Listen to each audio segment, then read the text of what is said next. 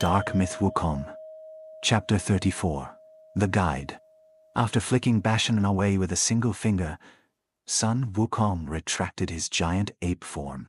By now, he understood why Bashen Yan had attacked him immediately upon hearing his name.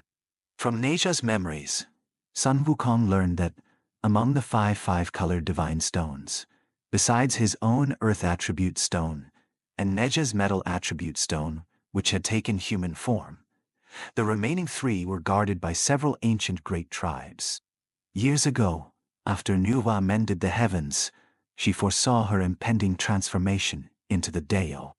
Using her remaining life force and the shell of the giant turtle, she performed divination. The results showed that the fate of the demon race was sealed. A catastrophic disaster awaited them in 1,000,000 years. To leave a sliver of hope for the demon race, Nüwa divided one five-colored divine stone into 5 parts and scattered them across the 9 provinces. She secretly entrusted the task of guarding them to several great demon tribes of that era. The divination also revealed that a figure named Sun Wukong, the great sage equaling heaven, would eventually come to collect all 5 divine stones. This Sun Wukong would be invincible, immensely powerful, and the final hope of the demon race. With that, Goddess Nüwa transformed into the Tao, dissipating into the heavens and earth. However, the 5 great tribes adhered to Goddess Nüwa's final command, swearing to protect the 5 elements' divine stones with their lives. Not long after, a cataclysmic war erupted across the 3 realms. After the war, the myriad demon races were reduced to a mere 30 or 40%, mostly the old, weak, sick, and disabled. From then on, the demon race declined, unable to recover. Fortunately, before the Great War, the 5 great tribes had dispatched elite members to take the 5 divine stones and seek refuge in hidden locations. They vowed not to reappear, even if the demon race faced extinction, unless the one named Sun Wukong arrived. Another 1,000,000 years passed. During this time, accidents befell the guardian tribes of the earth, and metal attribute divine stones, causing the 2 stones to wander the mortal realm. Due to contact with mortal aura, they underwent strange transformations. The metal attribute divine stone became Necha. The earth attribute divine stone, sensing the aura of Flowerfruit Mountain's peak and the surrounding monkeys, gave birth to a stone monkey. During that 1,000,000 years, the guardians of the remaining 3 divine stones were not idle. They encountered over 10 individuals claiming to be Sun Wukong, seeking the divine stones. However, due to insufficient strength, all were defeated by the guardians of the 3 tribes. A question arises. Why were there so many individuals named Sun Wukong seeking the divine stones? It was because the earth attribute divine stone, after wandering the mortal realm and absorbing human aura, transformed.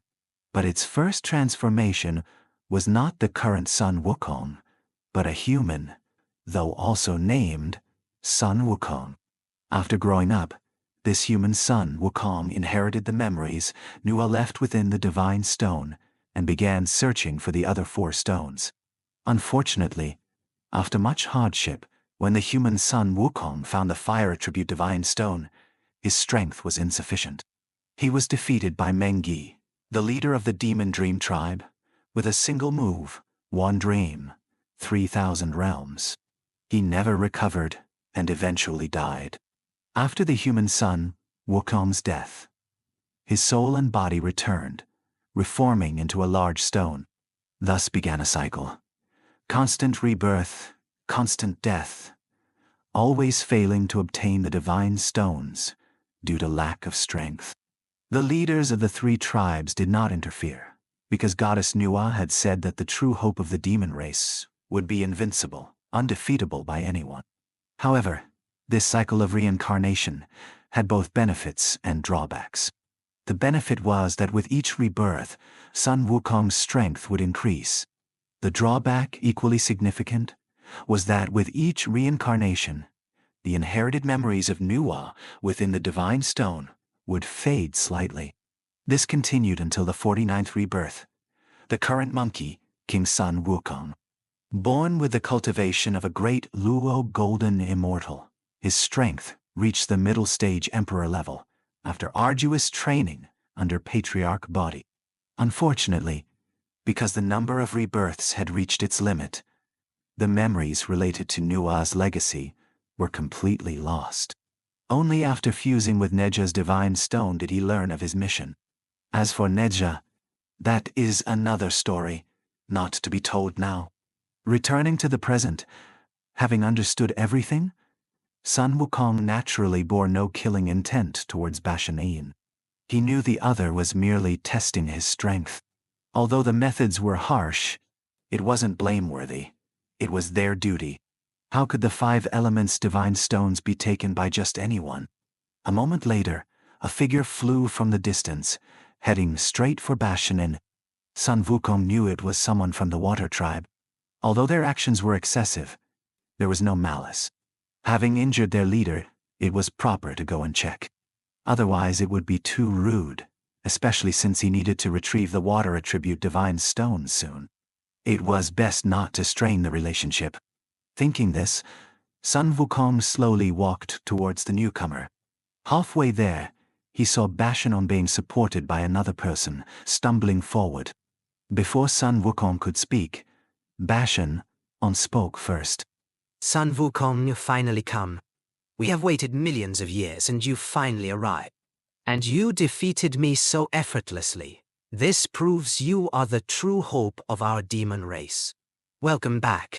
After saying this, perhaps aggravating his injuries, he fainted again. This time, even the thick-skinned Sun Wukong couldn't help but blush. An entire tribe had dedicated themselves to guarding the divine stone for millions of years without wavering. Yet, he had gravely injured their leader. It was truly awkward. Just as Sun Wukong was feeling guilty and unsure what to do, the water tribe member supporting Bashen Yan waved his hand and said, You don't need to feel guilty. If we count properly, our water tribe has killed you a total of 15 times. Although 14 of those times were because you lost the will to fight after being defeated by us. We still cannot escape responsibility. So don't blame yourself. This is all for the sake of the demon race. Come. Follow me back to Demon Ice City. That is the true base of our water tribe. Since the other party had spoken thus, Sun Wukong found it difficult to say more without sounding insincere. He followed the water tribe member back towards their base, Demon Ice City. After flying north for about 3 more hours, a massive city constructed entirely of Arctic ice suddenly appeared. The entire ice city was encircled by an immense wall. The wall looked to be about 100 meters high and 30 meters thick, truly resembling a gigantic ice mountain. However, as Sun Wukong and the water tribe members supported Bashen Yan towards the city gate, he was stunned once again. Previously, he was amazed by the sheer size of the ice city. This time, it was by its extravagance. Why? Because upon entering the gate, Sun Wukong suddenly realized that the colossal wall, 100 meters high and 30 meters thick, was built entirely from spirit wind ice. Spirit wind Arctic ice is a rare material found only in the extreme cold lands. A palm-sized piece requires an iceberg, located in a place of extreme cold and yin, battered by a specific spirit wind for over 100 years, to condense into such a block.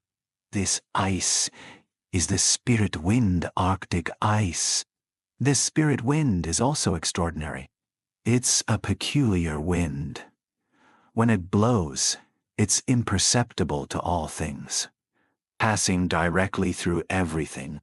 It only manifests when encountering an extreme cold iceberg, circling it continuously until the entire mountain transforms into a block of spirit wind ice. One could imagine how difficult spirit wind ice was to obtain. Yet, the water tribe had used this ice to construct an entire gigantic city wall. What an astonishing feat! The water tribe member saw the shock in Sun Wukong's eyes, smiled slightly, but didn't elaborate. He simply stood there, waiting for Sun Wukong seemingly unconcerned about Bashen Yan's injuries. And indeed, that was the case. No matter how severe the injury, as long as a water tribe member wasn't dead, and could return to Demon Eye City within 12 hours, there was absolutely no need to worry. Thus, the water tribe member simply waited quietly. After a moment, Sun Wukong snapped back to reality, feeling even more embarrassed. Fortunately, the other didn't say anything more, just gave a faint smile before supporting Bashen on directly into the city. Sun Wukong hurried to follow. It seemed that since this water tribe member appeared, Sun Wukong had unconsciously felt much more embarrassed. Passing through the 30-meter-long city gate, Sun Wukong's eyes lit up. The inside of the city was completely different from the outside. Outside was a world of ice and snow. Inside was a hidden paradise, a Shangri-La. There were flowers, trees, leaves and fruits. The faint scent of fruit wafted through the air, so incredibly familiar. Tears welled up in Sun Wukong's eyes. But just then, his gaze fell upon a certain place. Instantly, Sun Wukong froze as if struck by lightning, petrified on the spot, motionless for a long time.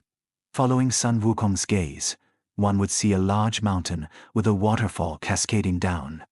On either side of the waterfall, cliffs had been carved by immense power.